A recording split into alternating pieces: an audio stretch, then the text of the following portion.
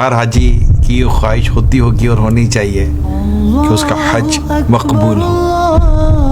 اللہ اکبر، لا الہ الا اللہ۔ حج مبرور کی جو علامات اور اس تعلق سے جو ہدایات اور جو اس تعلق سے جو رہنمائی ملتی ہے، میں چاہ رہا تھا وہ آپ تک پہنچاؤں تاکہ آپ کا یہ حج مقبول، حج مبرور، اور آپ کو خوب اس کی برکتیں بھی نصیب ہوں۔ لبیک اللہم لبیک۔ اللہ پاک کے آخری نبی صلی اللہ تعالی علیہ وآلہ وسلم نے ارشاد فرمایا، حج مقبول کا ثواب جنت سے کم نہیں۔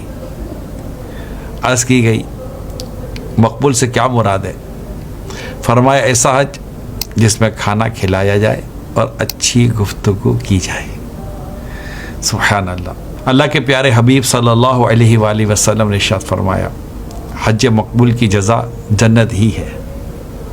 صحابہ کرام علیہ رضوان نے عرض کی، یا رسول اللہ صلی اللہ علیہ وسلم حج مقبول کیا ہے؟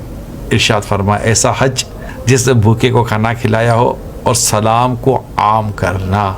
سبحان اللہ۔ یہ سارے موقع ملتے ہیں، کھانا کھلانے کا بھی موقع ملتا ہے، سلام کا بھی موقع ملتا ہے، اور اچھی باتیں کرنے کا بھی موقع ملتا ہے۔ تو غور کیجئے گا، آپ جو حج کر رہے ہیں ان میں ان تمام باتوں کا لحاظ اور خیال رکھا جا رہا ہے یا نہیں رکھا جا رہا۔ اللہ پاک کے نزدیک سب سے افضل عمل وہ ایمان ہے جس میں شک نہ ہو، وہ جنگ ہے جس میں خیانت نہ ہو، اور حج مقبول۔ تو اللہ کریم آپ کو حج مقبول کی سعادت سے نوازے، خوب کو اس کی برکتیں عطا فرمائے۔ اللہ اکبر، اللہ۔ چند مزید باتیں بیان کرتا ہوں، اللہ نے چاہتا آپ کو اس کا فائدہ ملے گا انشاءاللہ۔ میں آپ کو حجت الاسلام حضرت سیدنا امام محمد غزالی رحمۃ اللہ تعالی علیہ کی بات بیان کرتا ہوں۔ آپ فرماتے ہیں کہ قبولیت حج کی ایک علامت یہ بھی ہے کہ حاجی جن نافرمانیوں میں پہلے مبتلا تھا اسے چھوڑ دے، اور اپنے برے دوستوں کو چھوڑ کر اچھے اور نیک لوگوں کی صحبت اختیار کرے، کھیل کود اور غفلت کی مجالس کو چھوڑ کر ذکر و اذکار کی محفل اختیار کرے۔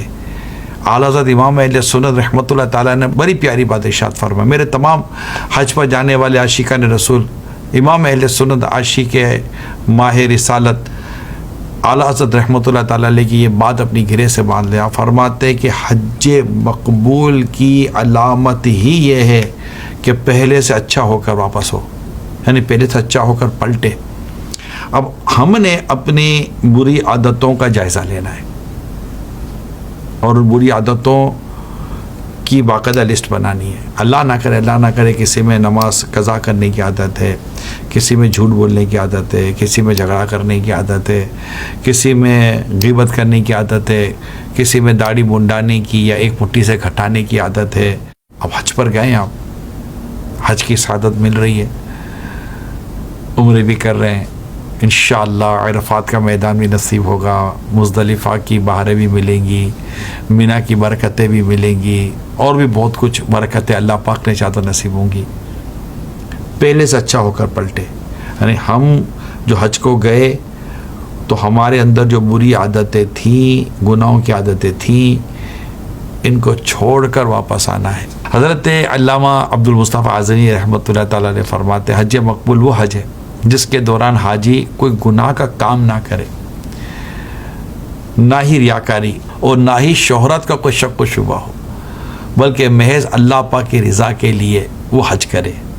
سبحان اللہ، کتنی پیاری بات ہے۔ اللہ کریم ہمیں اخلاص کی نعمت سے مالا مال فرما دے۔ ایک اور مقام پر فرماتے حج کے لیے روانہ ہوتے وقت رقم یا جو دیگر سامان زیادہ رابی کہتے ہیں جو کچھ ساتھ لے چلے مال حلال سے لے، ورنہ حج مقبول ہونے کی امید نہیں، اگرچہ فرض ادا ہو جائے گا۔ اگر اپنے مال میں کچھ شبہ ہو تو چاہیے کہ کسی سے قرض لے کر حج کو جائے اور وہ قرض اپنے مال سے ادا کرے، رقم اور زاد راہ اپنی حاجت سے کچھ زیادہ ہی لے لے تاکہ اپنے ساتھیوں کی مدد کرے اور فقیروں کو صدقہ دیتا چلے کہ یہ حج مقبول کی نشانی ہے. سبحان اللہ. اللہ کریم حج مقبول کی سعادت عطا فرمائے. سبحان اللہ. مفتی احمد یار خان نعیمی رحمۃ اللہ تعالیٰ علیہ بڑی پیاری بات ارشاد فرماتے ہیں. آپ فرماتے ہیں کہ حج مقبول وہ ہے جو لڑائی جھگڑے گناہ اور دکھلاوے سے خالی ہو اور صحیح ادا کیا جائے. اب صحیح ادا کرنے کے لیے ظاہر ہے کہ سارے مسائل کا پتہ ہونا بھی بہت ضروری ہے. اچھا ہو کہ رفیق الحرمین آپ کے ساتھ ہو اور رفیق الحرمین پڑھتے رہیں اور حج مقبول والی عادتیں بھی اختیار کرتے رہیں اور درست حج کرنے والا معاملہ بھی اپنے ساتھ لے کے چلتے رہیں. تو میری آپ سب سے درخواست ہے رفیق الحرمین ضرور ساتھ رکھیے گا, جھگڑا مت کیجیے گا, غصے سے بچیے گا. مینا میں, عرفات میں, مزدلفہ میں, طواف زیارہ میں, ساتھ رہنے میں, جہاں ہوٹل وغیرہ میں ساتھ رہتے ہیں, بس میں آنے جانے میں, مختلف مقامات پر بہت کچھ صبر کرنا پڑتا ہے. اسی طرح جب کھانے کا وقت ہو تو اس بات کو بھی پیش نظر ہے کہ کوئی ایسا کام نہ ہو جائے جس سے کہ خدا نہ خواستہ ایسا نہ ہو کہ حج مبرور کی سعادت ہاتھ سے نکل جائے. اللہ پاک آپ کو اور مجھے حج مبرور اور حج مقبول کی سعادت عطا فرمائے. آمین بجائے خاتم النبیین صلی اللہ تعالی علیہ وآلہ